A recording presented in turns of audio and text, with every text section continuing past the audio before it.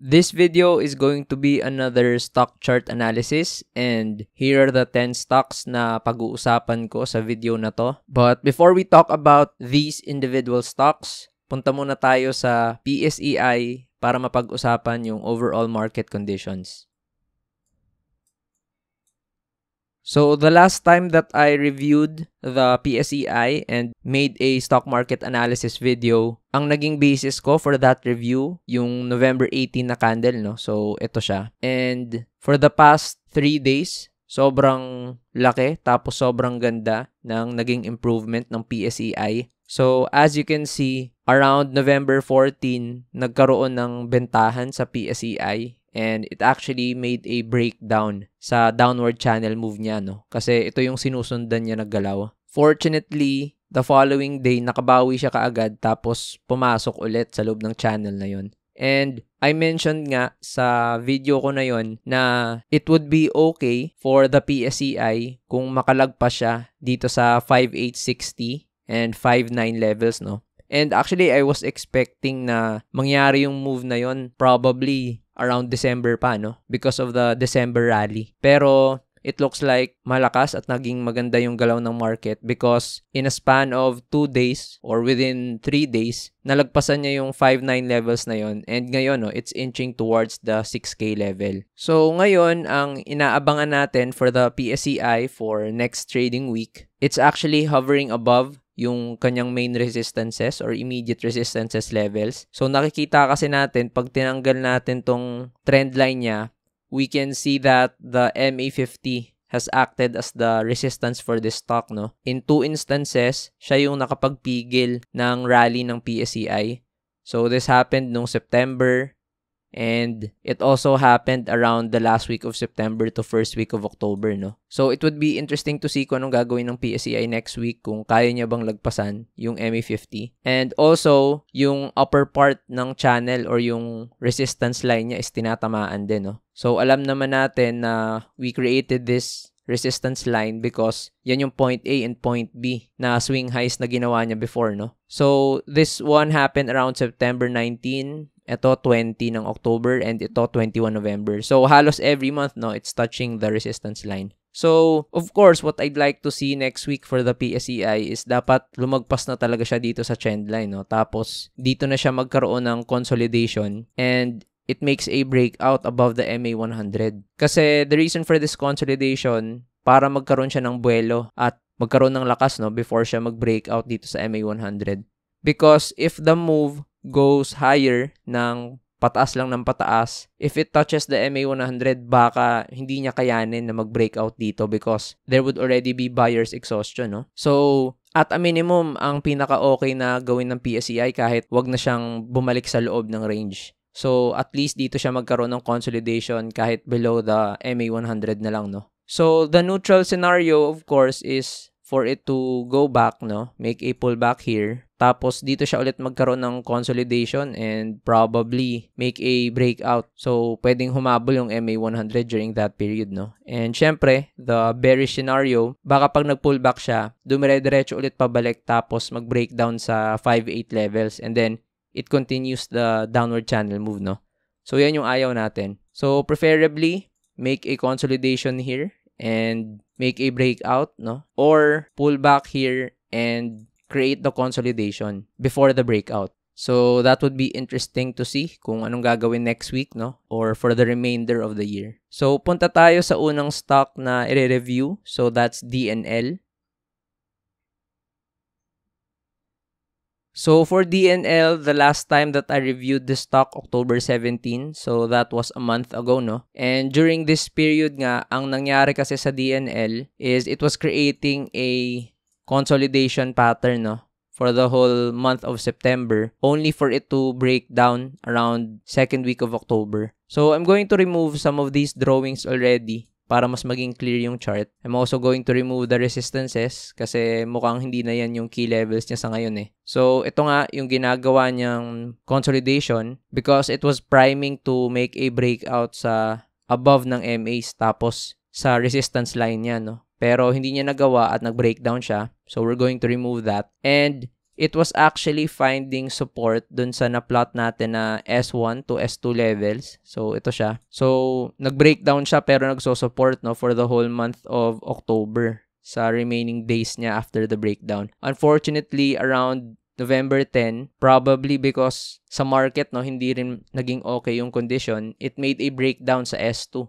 Tapos nag-breakdown na rin siya dun sa support line ng downward channel niya. So basically, sira na yung downward channel kasi confirmed na yung breakdown, no? So tatanggalin ko na rin tong downward channel niya. But we can still use yung resistance line kasi hindi pa naman siya nabe-break. So pwede nating paabutin around this level, no? So this means that yung DNL, itong S1 to S2 levels, I'm going to treat this already as the resistance, no? So sa ngayon, lalagyan ko lang muna ito ng R and I'm going to change the levels later on kung makita ko kung anong resistance number siya, no? I'm also going to remove this R1 kasi medyo malayo na. So DNL made a support around 3.68. So lalagyan ko lang muna ng line and then let's look towards the left, no? Kung bakit siya dyan nagkaroon ng support. Let's see kung may previous support sa dati niyang galawan, no?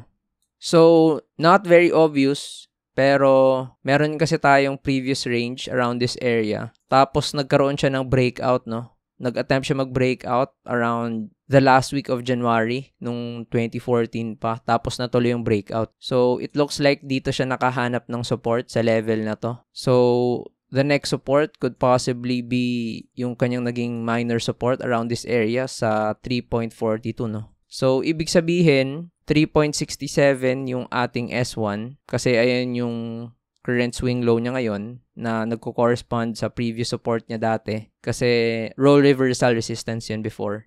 And then 3.42 yung possible S2 niya, no? And for the resistance, it looks like this area here, yung high niya around 3.97 is acting as the R1. So probably it's because of the psych resistance sa 4, no? So ibig sabihin, yung DNL could possibly be creating a consolidation here, no? So ibig sabihin nito kung R1 to, yung previous support levels natin dito gagawin ko ng R2 and R3. So it looks like only time can tell kung anong gagawin ng DNL, no? Kung magbe-breakout ba siya dito para bumalik above 4 levels or mag-breakdown ba siya dito para bumalik sa S2 levels, no? Pero para sa akin, the thing that is unlikely to happen in the short term is makabalik agad siya, no, sa 480 levels or 5. And the reason for that is because may resistance tayo sa R1, R2, and R3. Tapos lahat ng MAs pasunod na towards sa ilalim, no? So it would be very difficult for DNL kung hindi sobrang lakas ng buying pressure para makabalik siya sa 480 and even 5 levels, no? So it's very bearish yung sentiment ngayon sa DNL. As you can see, downtrend siya sa lahat ng MAs. So that means it's on a short-term downtrend and possibly medium-term downtrend, and downtrend naman talaga siya in the long term. So ang optimistic scenario na siguro sa DNL is mag-go above siya ng 4, no? Tapos dito na siya mag-create ng consolidation. Kesa mabutas niya yung S1 at bumaba pa siya towards the S2. So the next stock na pag-uusapan natin, that's OGP. So for OGP, the last time na napag-usapan ko yung stock na to, last month, so around October 22. And I was able to plot levels here. And somehow nagkakaroon siya ng support for the last week of October, no, sa S1 and S2. Pero nagkaroon ng breakdown, probably overshoot nung November 5. Could either be because of the weakness sa market or probably gold prices have gone lower, no? And ayun nga yung nangyari because hindi pa naman ulit nakaka-breakout yung gold sa key prices niya. Pero nagkaroon ng recovery yung OGP and it just went past yung R1 levels pero pagkatapos nun, bumaba ulit siya at nasa current support siya ngayon. So ngayon, I'm going to adjust the levels for OGP. Siyempre, tatanggalin ko na yung consolidation kasi hindi naman nangyayari yun. And then the R1, I'm going to remove this as well. And then S1 and S2, tanggalin na rin natin. Pero itong S3, ilalagay ko lang muna to na S. So I'm going to look kung anong pwedeng gawing support sa kanya na number, no? So this one, I'm still going to retain this. Clearly, it's still the ATH and a resistance. So, of course, this is your resistance pa rin. And this one, of course, very obvious. Resistance din yan ulit. So, I think I'm going to consider this as R lang muna, no? So, is there a pattern that's being created by OGP? If we plot the high here and ilagay natin dyan. So, you could say na it's creating a downward channel. So, pwedeng ang mangyari ganito. It could either move around this area. So, kung patuloy yung paghina niya or if gold prices drop, no? And you could also look at it as a possible symmetrical triangle. So, ito siya. So, ibig sabihin, if symmetrical triangle yung ginagawa ng OGP, we can just simply plot the bottom part of the range tapos sa taas niya. And if it, for example, makes a breakout around this period, so ipa-plot lang natin dyan, the potential target for OGP is around 38.45 or 38.50 level. So I'm just going to put a call out here. So ilalagay ko possible symmetrical triangle target, yan yung pattern target niya pag nag-breakout. So, syempre, since your symmetrical triangle could be a bearish pattern also pag nag-breakdown, we're going to start naman from the peak and then towards the lows. And for example, magkaroon siya ng breakdown dito, it could go as low as 17.80, So, pwede niyang balikan yung mga previous prices niya before. So, ilalagay ko naman dito, syempre ganun pa rin, possible symmetrical triangle target. So, bearish naman yun, on the bearish side of things.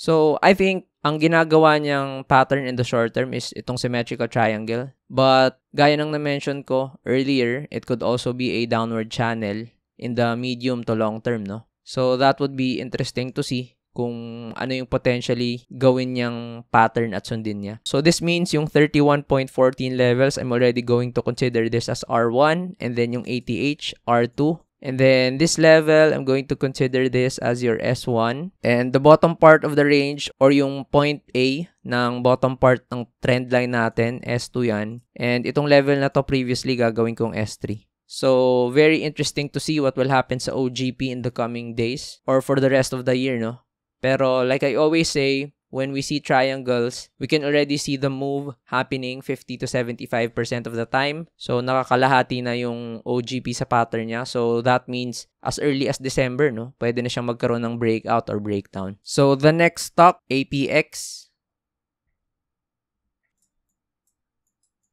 So, for APX, halos kasabay lang din ng OGP, October 22 ko din siya pinag-usapan. And during this period, we were expecting na mag-act as support itong levels na to. So, ayun nga yung naging support as it was creating a consolidation around this area. Tapos, I think during this period, lumakas yung gold, kaya tumaas siya. So, nagaya niya rin yung move ng OGP. But unfortunately, nagkaroon lang din ulit ng bentahan. So, this level already acted as the resistance, So, ngayon, tatanggalin ko ulit yung mga levels dito and we're going to adjust those levels and see kung may pattern bang nagagawa. So, for APX, I think the pattern that it's creating is hindi symmetrical triangle but more of a descending triangle. So, this is the point A and point B. And then, ito yung kanyang previous support.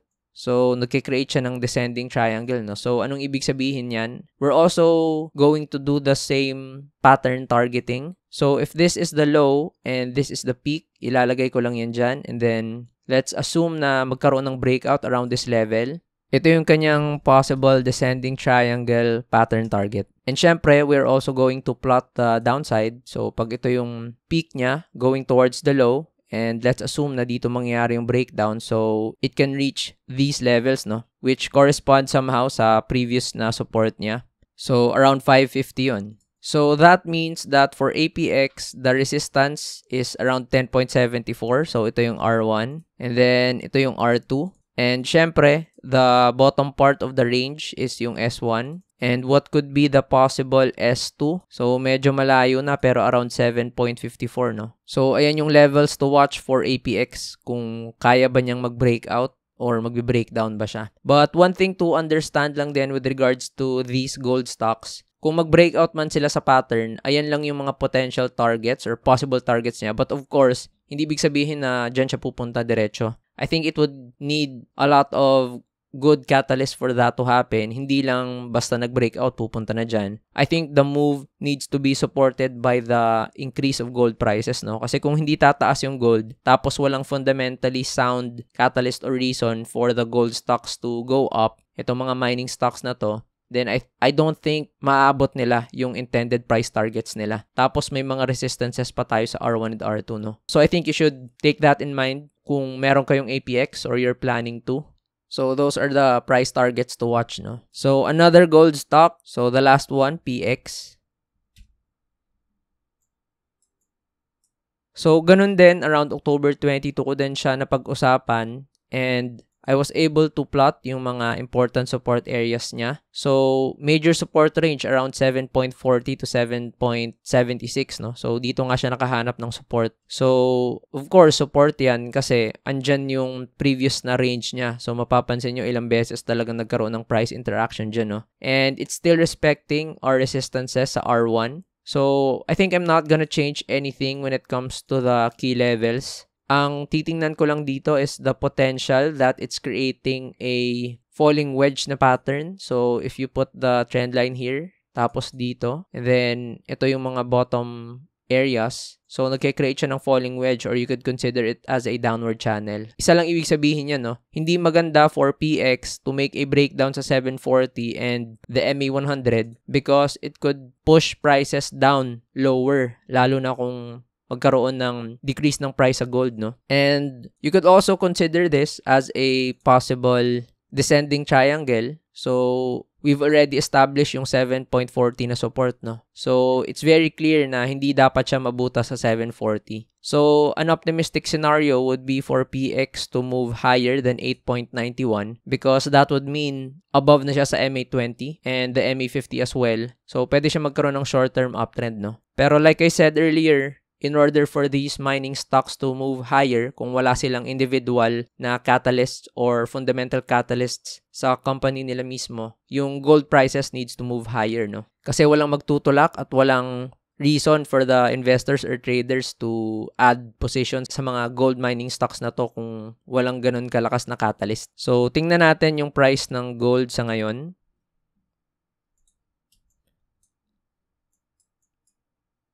So, andito tayo sa chart ng gold, and ano yung nakikita natin sa ngayon? It's creating the same patterns, no, with your other gold mining stocks. So, you could either look at it as a descending triangle. So, eto siya. You can also consider na mas nagmumukha siyang symmetrical triangle around this level. So, much like OGP, di ba? Or you can also consider it as a falling wedge or your downward channel move. So, halos same lang din talaga sila ng itsura. Ito yung resistance ng gold sa R1. And then, ito yung resistance ng gold sa R2. And of course, since this is the lowest point ng range, it's a support level also, and you could also treat this as the immediate support for gold, no? So, I think a good catalyst for those gold mining stocks is if gold makes a breakout sa upper part ng resistance trend line niya, or even better, it moves past 4.3 again para magkaroon ng catalyst, no? So, yan yung inaabangan dyan. So, the thing to look out for is if gold makes a breakdown sa S1 and S2, kasi that could mean those gold mining stocks can also move lower, no? So, the next stock na pag-uusapan natin, that's RCR.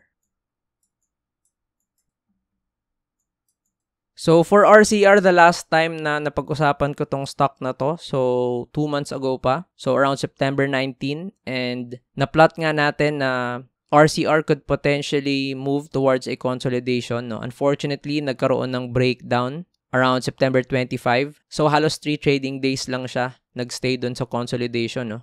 And the current support that time, itong level na to, yung S1 and S2, and nag-support naman siya, pero sobrang lakas talaga ng selling and nag-breakdown siya, no? So, nakikita natin yan. And ngayon, it looks like that same support level is already acting as the resistance. So, hindi niya malagpasan, no, yung 7.75 na levels. So, of course, I'm going to adjust this, and I'm going to treat this level already as the resistance range. So, gagawin ko na lang R1 to. And I'm going to treat this level as the R2, and itong level na to as R3, and adjust this level also as R4. And for the support, it's very clear na ang support ng RCR is itong level na to, no? So, ilang beses siyang nagkaroon ng support dyan. So, syempre, I'm going to treat this as the range sa S1. So, ano ba yung ginagawang pattern ng RCR? So, before this rally moving towards the resistance, it was creating a descending triangle, no? Or you can also look at it as a possible falling wedge. So, in terms of the pattern, halos same lang din.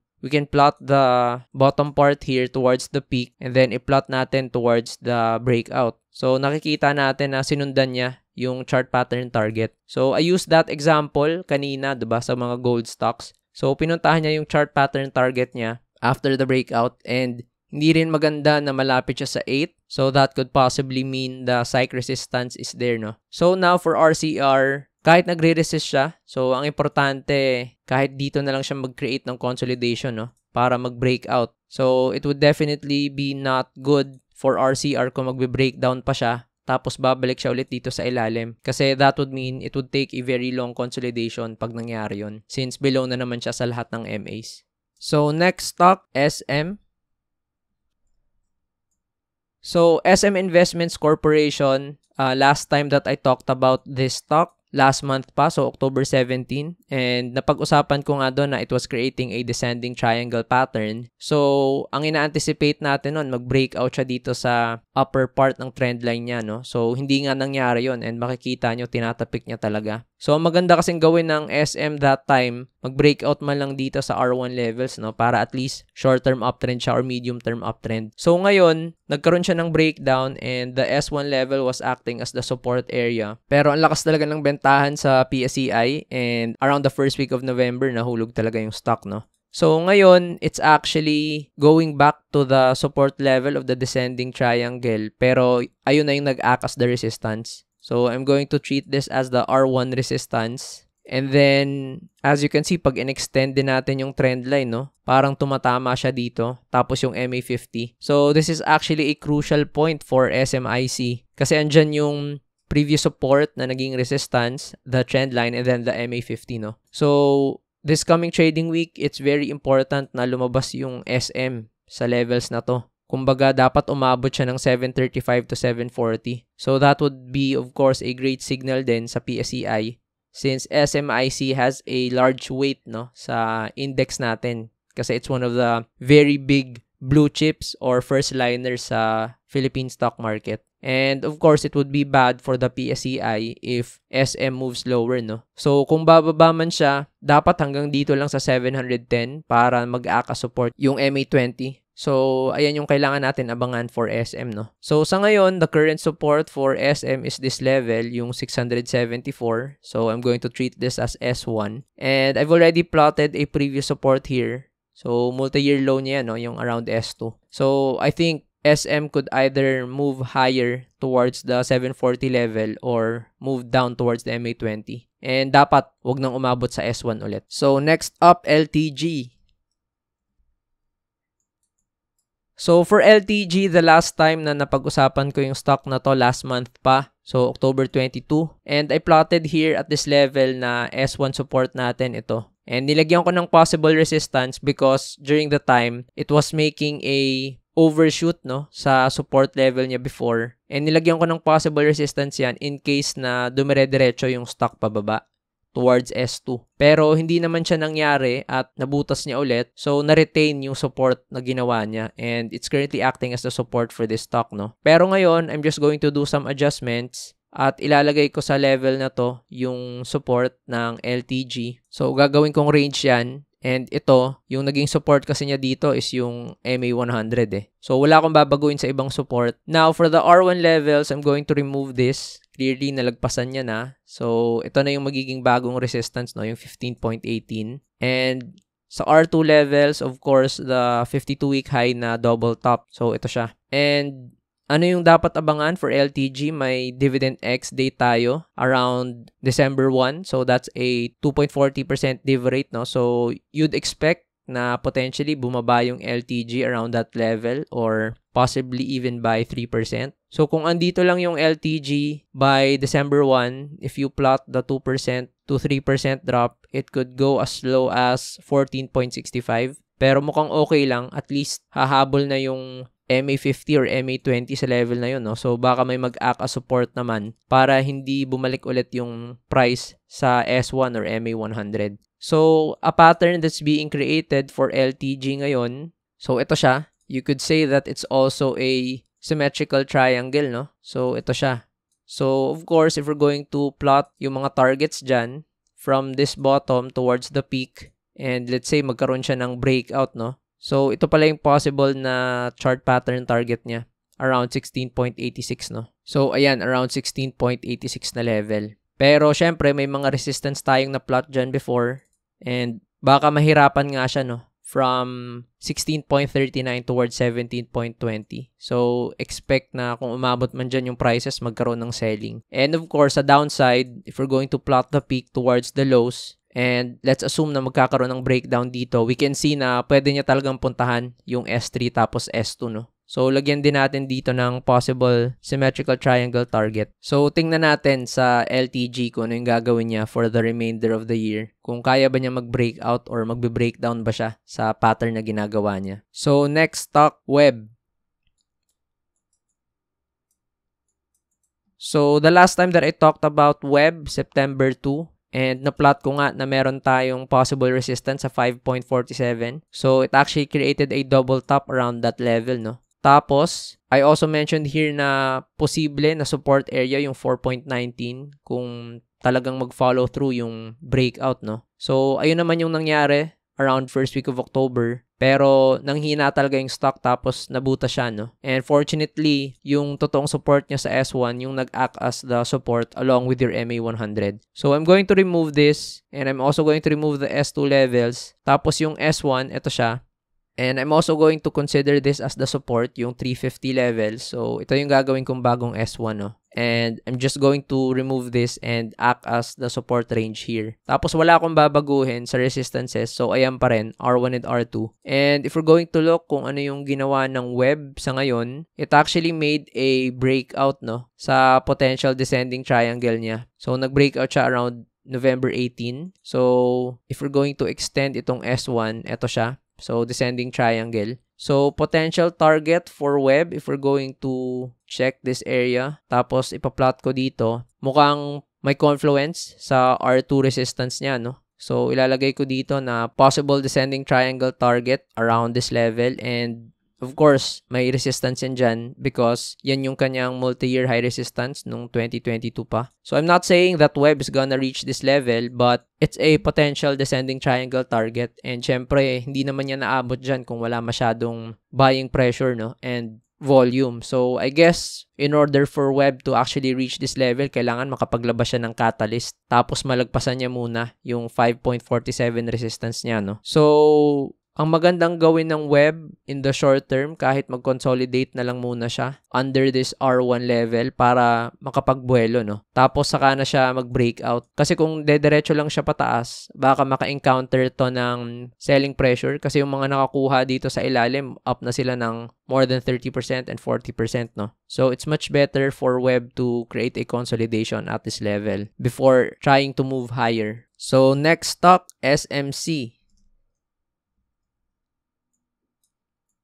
So, for SMC, the last time I talked about this stock, first week September, and yung nakikita ko ng magandang galaw ng SMC is it was actually creating a descending triangle din, no? And ang gusto ko sana mangyari sa kanya, mag-breakout siya, tapos dito siya magkaroon ng consolidation, saka mag-breakout. So, nagawa naman niya yung move na yan, pero na-delay lang, no? So, it was actually creating a consolidation around this area. Tapos, saka niya ginawa itong move na sinasabi ko. So, tumaas siya dun sa consolidation niya na yon. Dito siya nagkaroon ng consolidation. Tapos, dito siya nagkaroon ng consolidation. Tapos, saka siya nag-breakout, no? So, it respected the levels that we plotted. So, ito yung R1 na resistance, tapos tinatamaan niya, and fortunately, bumawi yung market, no? Tapos talagang binomba siya pataas. So, of course, itong R1 levels, tatanggalin ko na yan, and I'm going to use this as the possible support level already. So, ito yung gagawin kong S1, range yan, and ito, yung R2, this could potentially be your support if talagang mag-confirm yung breakout. Pero let's see, no? Kasi kung mabubutas lang din sa ilalim, mare-retain siya as the resistance. So, sa ngayon, the current resistance for SMC is this 77.40 level. Kasi yan yung previous R3 niya. And the reason for that is because meron tayong malaking consolidation around this area. So, ibig sabihin, kung hindi na ganun kalakas yung buying pressure sa SMC, pwedeng mag-test siya dito, no? Tapos, ito na yung mag-act as a support. And baka dito siya magkaroon ng consolidation. But definitely, it would be good for SMC kung dediretso siya pataas and kahit man lang umabot siya sa 80, no? Para balikan niya yung previous consolidation levels niya. So, the next stock, TOP or TOP. So, for TOP, I think the last time na napag-usapan ko yung stock na to, first to second week of August pa, no? That's why it created this consolidation. Tapos yung support pa nito, itong level na to. So, it was actually acting as the support, pero unfortunately, no, bumigay siya around first week ng September. So, of course, I'm going to remove this consolidation already, and this support, medyo irrelevant na siya. And itong resistance ngayon, gawin ko lang siyang R. I'll update that in a while kung pang ilang resistance siya. So, for top, it was actually creating a downward channel move. So, pwede mo siyang tingnan na ganito. And fortunately, no, it actually made a breakout around first week of November sa level na to. That's why, I guess, nagkaroon siya ng buying pressure, no? Because na-negate na yung downward channel move niya. Pero it's having difficulty sa ngayon na dumiretso ulit pataas. Kasi syempre, may resistance tayo dito sa 1.62, no? As you can see, meron siyang double top na resistance in the short term. So, nag-breakout siya kanina, pero napigilan niya yung pagtaas ng prices. So, volume is already good, but I think itong coming trading week natin malalaman kung talagang magpapatuloy yung top, kung malalagpasan niya yung 1.62. So, for me, this is already your R1, and I could consider this as the R2 resistance, yung 1.82. And yung kanina, yung ATH niya, gagawin ko ng R3. So, for the support sa top, yung 1.43 is the S1. And itong level na to is your S2. So, clearly, meron tayong double bottom support at this level. So, ibig sabihin, top could consolidate around this level kung hindi siya ganun kalakas, no? And dito natin malalaman kung magbe-breakout ba talaga siya sa levels na to or it's gonna move lower, no? And it would not be healthy for top line to move below S1 kasi that means breakdown siya sa MA20, MA50, and MA100. And pwede niyang ma-reach yung S2, no? Kasi this could be a part of a larger consolidation around this area. So, it's very crucial for top to move higher sa R1 so that it can test yung R2 and R3 levels. So, this stock would be very interesting this coming trading week kung anong pwede niyang gawin. So, if you'd like to watch my other videos talking about non-technical stuff, talking about the intangibles of the stock market, you can click towards the right. Napag-usapan ko rin yung perspective at opinion ko pagdating sa SCC. Also, if you found value sa video na to, if you've learned a lot, make sure to hit that like button and subscribe sa channel na to. So, ayun lang, and thank you for watching this video.